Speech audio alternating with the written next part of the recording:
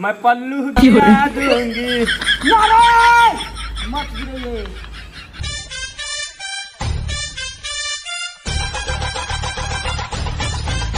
अंजलि, अरे हमार बाबू, अरे हमार सोना, स्कूल में तार कैसे कैसे हम नाम लिखवा देनी। Oh my God. स्कूल के लड़का बड़ा छुछ बांधर हुआ सो। दगा करी क्या गया, दगा तो सारा करी क्या गया। देखा आपने लापरवाही का नतीजा। खाली तोहरे को ताके आंखों मारला कबो। मैं पल्लू गिरा दूंगी। मत गिरे। बम डिगी डिगी बम बम। सब लोग देख ली।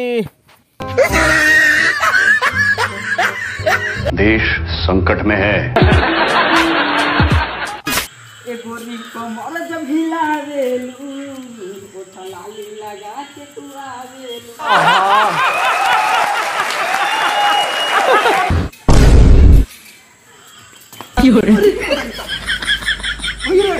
भाग सर मेरा ना मारना ना हो। भाग ना रे आना।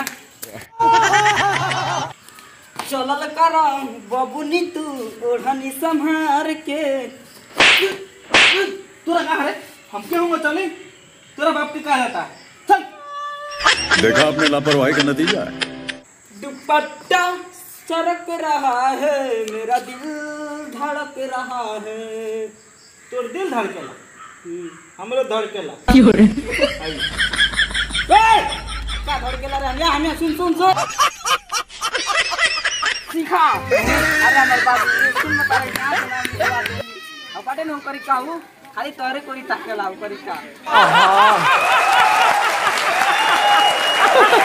लड़कियां क्रीम लगा के खुद तो गोरी हो जाती है और बच्चा काला होने पे बोलती है अपने बाप पे गया है।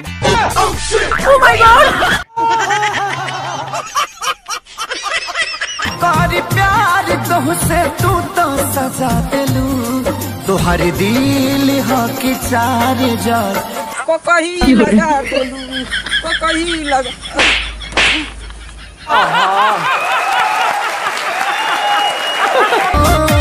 सुनो राजा पीके गाजा तू गड़िया जन।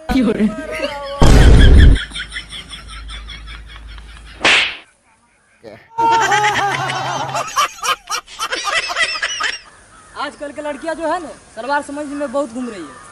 भाई वो तो बात है, सलवार सूट वाली लड़कियां कभी किसी को धोखा नहीं देती।